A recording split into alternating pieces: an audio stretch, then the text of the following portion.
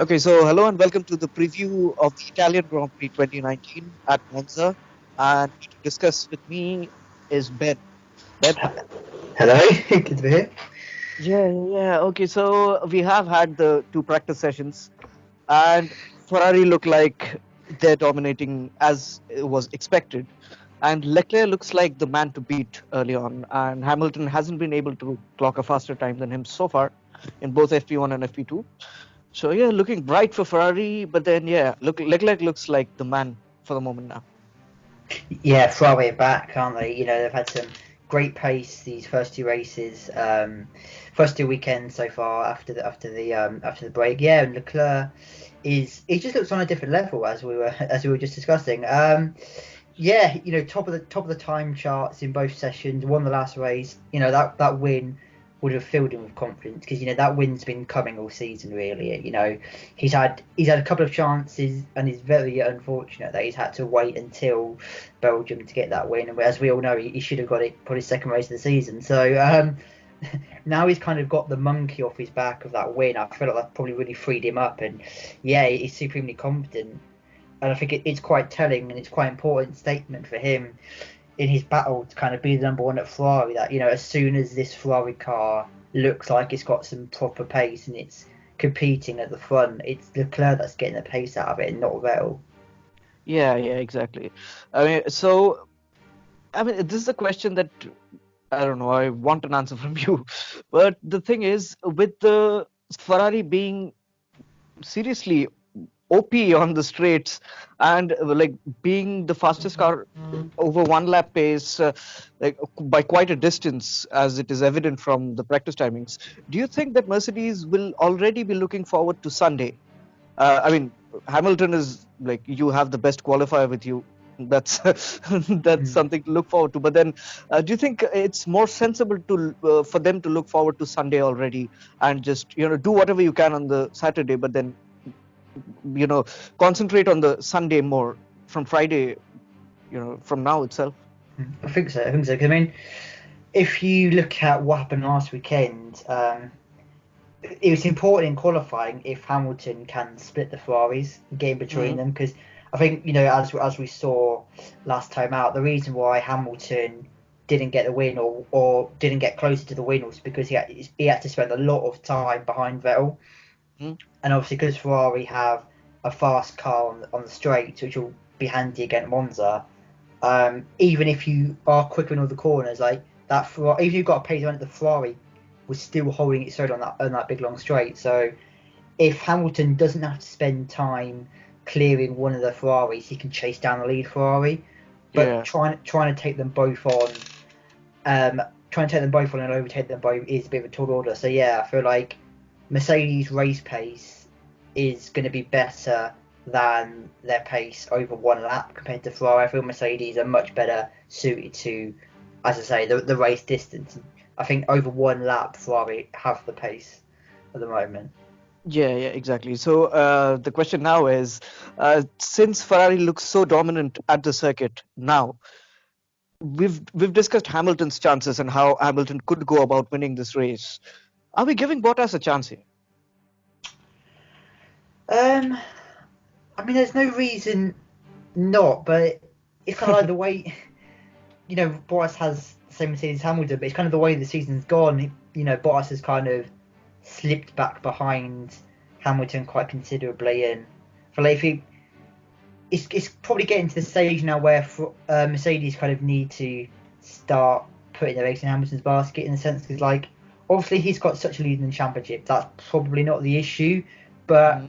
if you've got a really fast Ferrari ahead of you and you're Toto Wolff and you're looking at it, you're gonna want Hamilton to be the one chasing them down, aren't you? You're gonna feel more confident than Bottas chasing them down, as Yeah, Bottas, yeah, hasn't really shown the pace to kind of to put your faith in him that he's gonna be the one that's gonna chase down the Ferrari and overtake him. You just don't really see that from him. Like he's a solid driver and he'll sweep up behind Hamilton. Come more often than not, if that car's got some good pace, he'll tuck in behind Hamilton and get whatever the next best position is. But yeah. you know, you I can't really see him taking on the Ferraris, keeping them Yeah, up. no, it makes sense when you when you But say what you just said, it makes sense pretty much.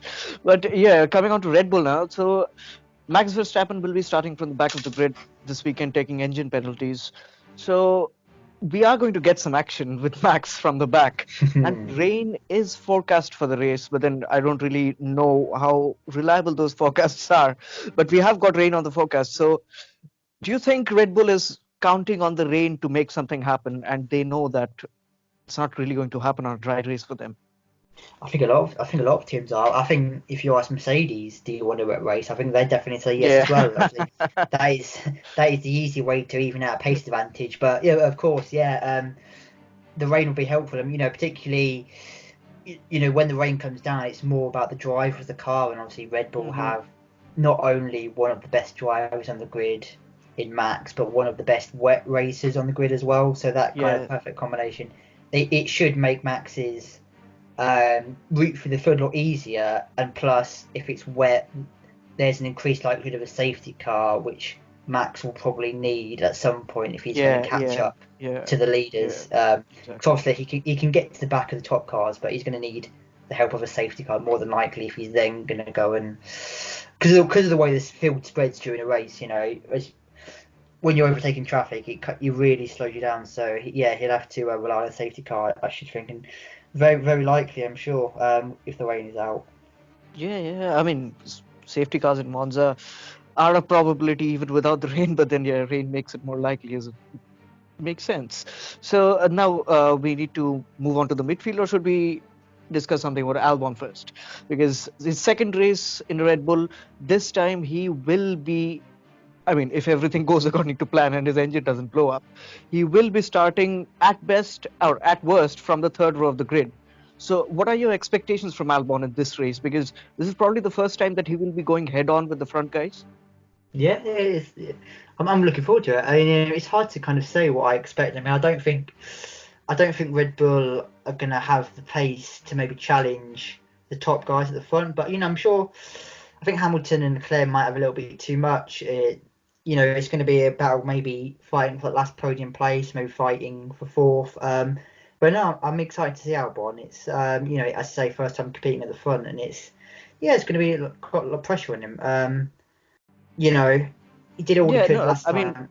when it comes to Albon, I mean, I think he's lucky in respect of the timing of everything because his move to Red Bull was kind of sudden, and then he comes into Red Bull and his first race he starts from the back, so no real pressure as such. Mm. You do what you can, and then in the second race, people aren't really expecting him to challenge or beat the front guys. So he's kind of in a good place, I would say.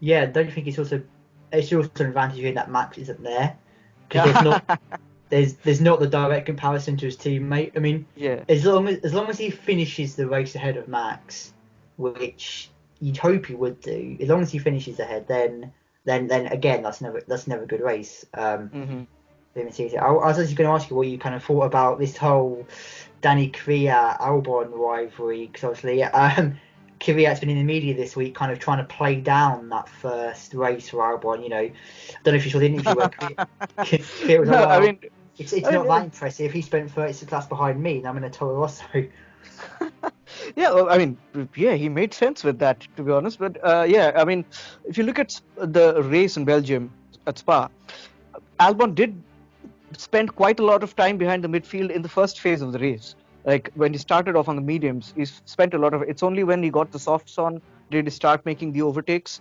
And Kvyat made as many places up as Albon, and he did it in a Toro Rosso, as I mentioned in the Belgium review. But yeah, I mean, if I was Danny Kvyat, I would. I mean, I've been punched quite a lot of times by Red Bull already, so I think Kvyat shouldn't really be expecting anything from Red Bull now because it's been clear like he's driving to get to other teams, if you ask me, because he's not. Albon has started well, and it doesn't look like he's going to go down to Gasly's level. So it's really unlikely that Albon will be replaced, especially considering the start that he's had. So yeah, Kvyat is all about spending the next 1 or 2 years in Toro Rosso, and he'll probably have to move to another manufacturer, probably Renault. Who knows next year? They've been changing their lineup every single year. But yeah, I mean, yeah, I mean, Kvyat is probably driving to get to other teams now, so it makes sense that he plays it down. I mean, anything to do with the Red Bull move, because yeah, it's not happening as of now. Yeah, I think so. I think it's a bit of a sensitive spot, isn't it? I feel like, um, Albon was probably. I think Albon was told, kind of, don't go crazy first, and let the car come to you. Mm. He's on slower tyres as well, so I think there's reason to it. But I can also understand Danny kind of coming out and saying that. I'm sure a bit of professional jealousy is creeping in there. I feel like he perhaps wasn't expecting it. He probably thought that he had a chance of that seat redeeming himself, but I feel like Yeah, I he's mean, kind I of did. I strongly believed he had a chance, and I would still say that Kvyat would have been the better choice yeah, for the Red Bull seat. and I don't But think they would have hired him back to Toro Rosso and said, "Oh yeah, by the way, we're going to have you back, but your chances of being back to Red Bull are non-existent." They wouldn't have said that. I don't know. I no, feel like yeah, they would have hired him with the door open, yeah. and now he's seen that door shut in front of him when he's probably thinking, I don't know what more I could have done. I've literally put my car on the podium the race before. Yeah, yeah. Yeah, I feel like he's probably not too pleased with Red Bull. Yeah, I mean, it's kind of unlucky as well because I don't know. I don't think it's the perfect comparison, but the English Premier League last season, the only reason Liverpool did not win the league is because Man City was more impressive than them at the same time in the same season. And here you have two people. You had two people in the Toro Rosso at the beginning of the season. Both of them drove fantastically well, and it was a case of who do Red Bull pick, and yeah, they picked Albon. So he just happened to be impressive at the same time as Albon. Yeah. It's more about kind of praising Albon than playing down Kvyat's performance because Kvyat didn't really do anything wrong, but at the same time, Albon didn't really do anything wrong either. And so you Yeah, can kind of exactly. you can see the pros. There was pros and cons for both, and Red Bull, I Yeah, would I mean, argue, made the predictable choice. yeah, I mean, the thing is, if you look at Toro Rosso's lineup last year, and if you compare the statistics at the summer break, you'd say that last year Toro Rosso, Gasly was clearly dominating Hartley. If not in every single races, in most races he was dominating and overpowering Hartley, to be honest. And Hartley was sort of down there, unlucky in many places. But yeah, he was being fairly beaten by Gasly. But this season, both of them have been impressive, and you cannot. If you were to ask me who has been the better driver, I would probably say Kvyat and the Toro Rosso. But you can't really pick a clear favorite, and you can't really say who has clearly beaten somebody because none of them have clearly beaten the other. No, exactly. It's been very even, and Korea had the advantage of getting the upper hand at Germany when there was heavy points on offer, and as I said Yeah, yeah. before, a big Mm. a big point scoring finish can kind of skew the championship for like the whole season. But it's been back and forth, and yeah, no, exactly. I agree, and it's been hard. It's been hard to split them, and obviously with Albon as well, you've got the factor of it's his first season in F1. So for Yeah, him to exactly. be competing like that, you can appreciate what he's doing now, but you can say, well, he's only done what 12 F1 races, so what's his potential for the future? You could maybe say that would put him above Kvyat. You think if he's got the potential to match Kvyat now in his Yeah. first season, what can he go on to do? And I'm sure that's what Red Bull kind of saw as well. Yeah, I mean, if you compare the 2019 to 2018 seasons, you'd say that Alex Albon and Lando Norris, both of them have been as impressive as Leclerc was last year. Yeah, I think so. I definitely agree with that. Yeah, so I mean, it makes sense that Red Bull decided to go with him. But then, yeah, we've discussed Red Bull and Toro Rosso long enough. So yeah, I mean, Toro Rosso look like they have got some serious space this weekend as well. After picking up double points in Belgium, they have Gasly in seventh and Kvyat in 10th. In FP2, and they did well in FP1 as well. So they're looking strong for this race. But the surprise of the midfield for this weekend, because they have Renault engines, are McLaren. Even though they've been the dominant midfield team by a mile in the entire season, but Sainz was second and Lando Norris was third in FP1. Can you explain that, Ben? Um, yeah, well, I mean, the simple answer to that is no. Most brilliant, obviously. I mean, they have Renault engines at Spa. Sorry, at Monza. Yeah. Yeah. Yeah, it's great to see. Yeah, I don't because I feel like Red McLaren actually could have been on for some good points. And obviously they want some good points with Lando. Yeah. They should have got the car home in fifth. And Carlos Sainz's weekend was just ruined by the safety car in qualifying, and then had some bad luck in the race as well. So I feel like McLaren had the potential to be strong last time out, but obviously things just went against them. So I'm not totally surprised to see them being strong in Italy. Yeah, but then, I mean, out of the midfield teams right now, I would say, is looking at the season that they've had, I have to say that McLaren look like the pick of the midfield in this race as well. Because the only team that can realistically challenge them with power would probably be Alpha, and Alpha look nowhere. Yeah, exactly. I'd agree with that. I'm sure they're going to step up for qualifying. Kimi seems the Yeah. kind of guy, when the big laps need to come in, Kimi will kind of deliver this season. So I'm sure they'll bring something out. But yeah, Alpha kind of aren't really making the best of that Ferrari engine. I think I've said this a few times. I'm not sure that Alpha car is as good as Kimi would have. Kimi's making it look. So Yeah, I think a lot of people would agree with you on that.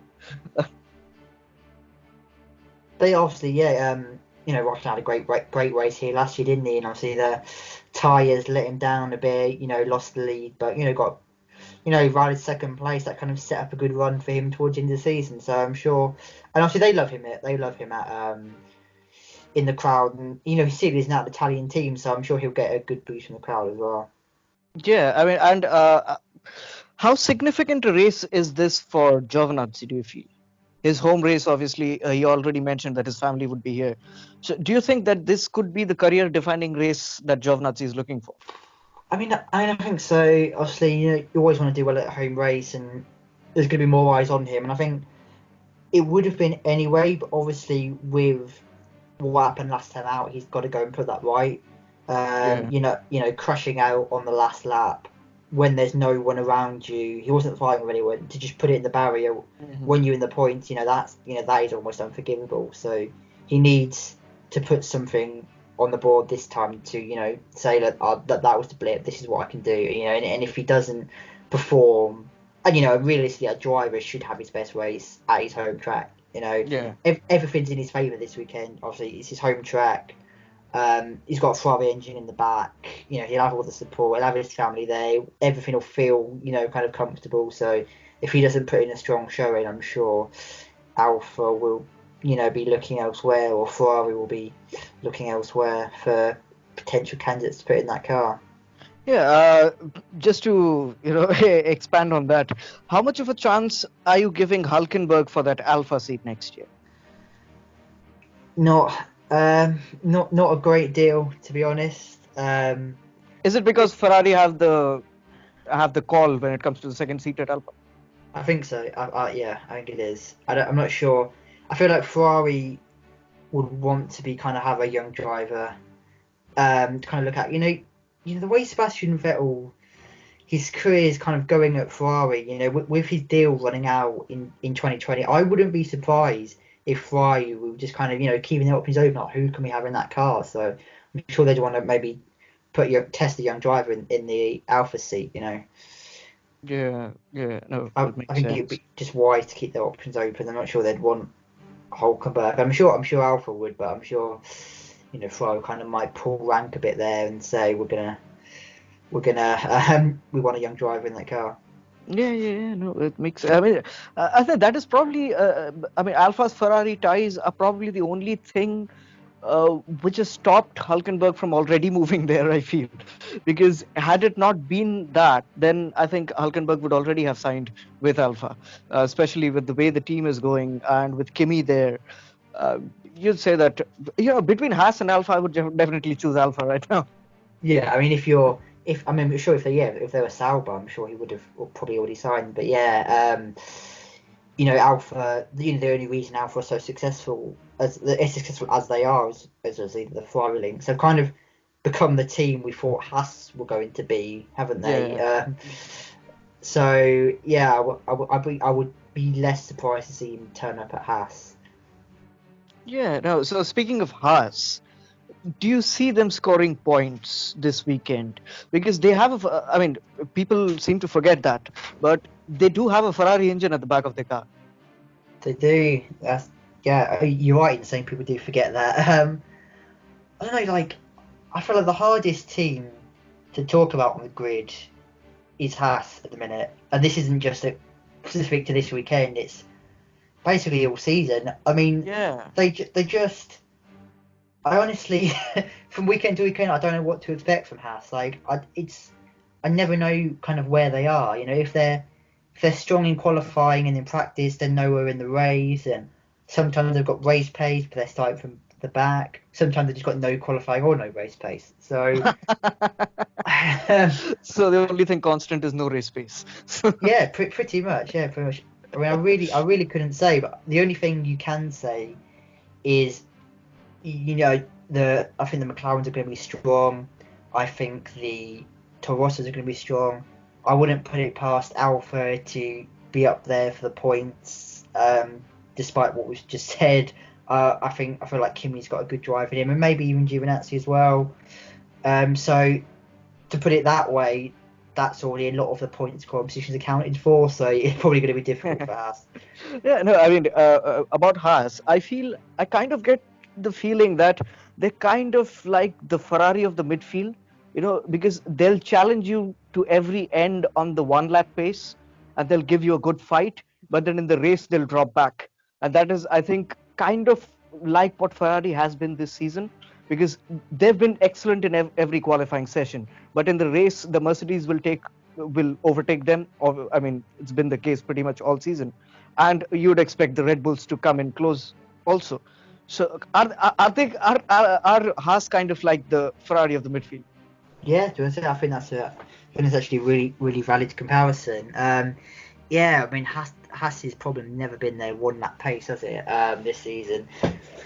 Yeah, and I think the tyres as well. They really struggled with the tyres this season. They just don't seem to be working with that car. There's probably some kind of inherent design flaw there, and as we kind of get towards the end of the season, it's probably the kind of thing where it's not really worth developing at this Mm-hmm. stage. Like you're not gonna pour resources onto this car.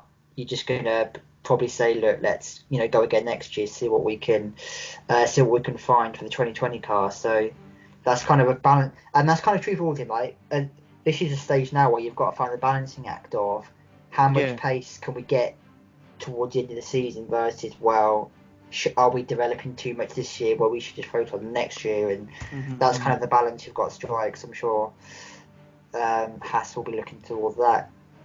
Yeah, Roman Grosjean would be unhappy by that. Yeah, He's like, I might not be there next time, guys, so you better. yeah, So, yeah, yeah, that was Haas. But then let's talk about a team that we haven't talked about so far, and the team which has Esteban Ocon coming in soon, Renault. Do you really expect them to score points? Because I don't see them scoring points this weekend, surprisingly. yeah. I don't really see it either. Yeah, obviously, we talked about the power unit, which is I mean, I realise it's strange to say because obviously we can talk about, and we have talked about, the Renault power unit and kind of its weakness compared to the rest of the field, but we're saying we think McLaren are going to have a strong weekend. So um, yeah, then that's kind of one of the mysteries of the season, isn't it? How a customer team with a Renault engine has built a package which suits the engine a lot better than the factory team. Yeah, and I mean the customer midfield team. I think that we should be mentioning that as well, because with Red Bull you could understand because they were a front-running team, but a midfield team is beating them with the same engine. So there's got to be something wrong with the car.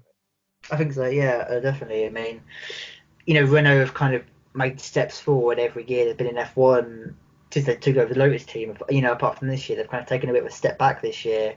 Mm. So I think there is something wrong there, and they'll need to kind of go back to the drawing board for 2020. I think it's going to be a challenging weekend, but obviously they again will put them on the list of teams which will want rain, I'm sure, especially with yeah. Hulkenberg and Ricardo, obviously two talented drivers, so that can always make the difference in the rain. Yeah, well, Hulkenberg didn't in Germany though, but True. So we move on to the team which picked up double points finish last week. Racing Point. Do you think they can replicate their Spa performance at Monza, or is it unlikely? I mean, I kind of see them as like the vultures of the field with Racing Point. If they like to kind of go around in kind of 12th, 13th, and if there's missions ahead of them, they'll nip in and kind of take any points that are on offer, and they've done that quite a few times this season. They very rarely kind of qualify strongly and then kind of lead it home from there. They got Lance Stroll in the team. You can't expect them to qualify strongly. Exactly. I mean, it's such a contrast because they've got the worst qualifier in the team and they've got the best podium burglar in the team. Yeah, exactly. Like Lance Stroll, to be fair to Lance Stroll, like he does do well. Like in a lot of the races, he does well. Like he always makes up places in the races, but as we've said, he's always coming from like 16th or like lower on the grid. So to make up 5 places, he's still missing out on the points. So that's their problem, and he can't ever really get to a different level as a driver when he's got that problem. As much as often their race pace is good because they don't seem to have the pace over one lap. That kind of it makes their job a lot harder on Sunday. They've got to do a lot more overtaking than most teams. Yeah. I mean, I think this Lance Stroll's qualifying problem, if you can call it that. Well, I think you definitely call it a problem. There's no doubt at all about that. Yeah, no, I mean, the qualifying problem with Lance Stroll, I think it has really come to light this season, because last season what used to happen was he was already in the last. He was in the worst car, so he was obviously going to go out in Q1. But this time, what brings the problem to light is the fact that he has a better car which can make it to Q3 on most occasions, and still he's crashing out in Q1. Yeah, I agree. He's kind of put the spotlight is really put on in this season, and it's continued to be a problem, obviously. And he's not really looked like getting out of Q1 most of the races. So that is he did in Belgium though. He did in Belgium. Maybe it's turned him. But then we go back to a couple of races before, and you've got Williams out qualifying him. So that hurt. So speaking about Williams, Lance Stroll's ex-team, many are calling it the most difficult race of the year for Williams. Do you agree?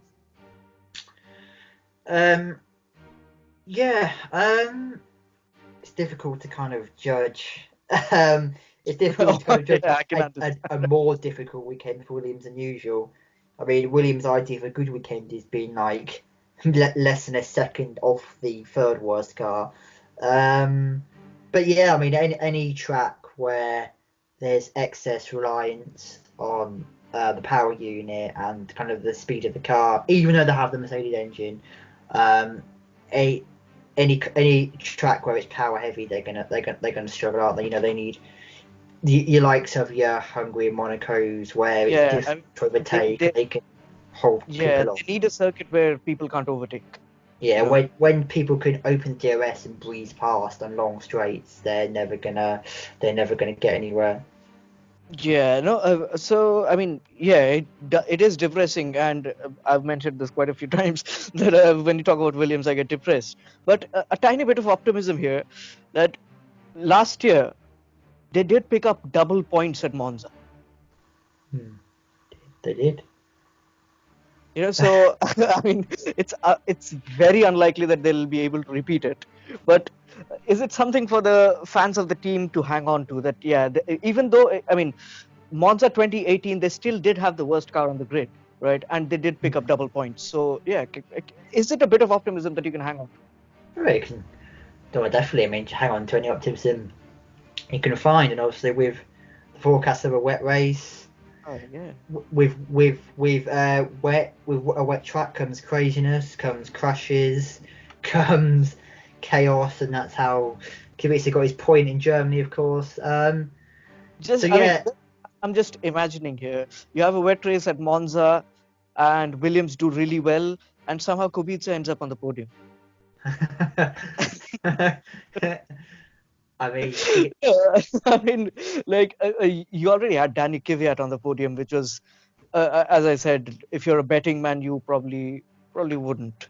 So why not Kubica on the podium in a wet race? well, I mean, if you were a betting man, you would make a lot of money from that, I'm sure.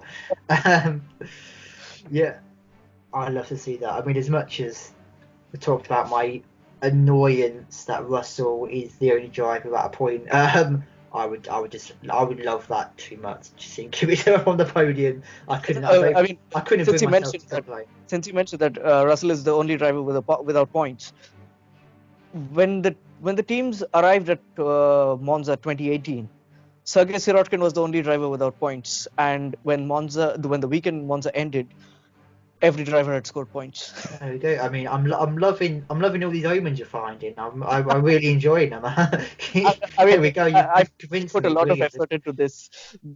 Because I don't want to feel depressed every time I talk about Williams. I had to work a lot to get these things in mind. No, I like it. I'm loving this Williams optimism. Let's go. Let's do this. Double points for Williams. Imagine if that happens though. Double points for Williams with Russell being the front car. It would be justice though, isn't it? Because he would end up ahead of Kubica in the championship. Yeah, I desperately hope at some point towards the end of the season there is at least one more race where there's a chance for Williams to pick up points, and I hope Russell can find a way into the points because he definitely deserves it, and obviously he doesn't deserve to be beaten by his teammate in this championship. No way. No way. No way. No. So yeah, I mean, yeah, the last probably 5 minutes of this podcast has all been fantasy. So it's a good way to come to the end, though. Yeah. So that is the preview for Monza, and we will be back with the review for Monza as soon as the race gets over.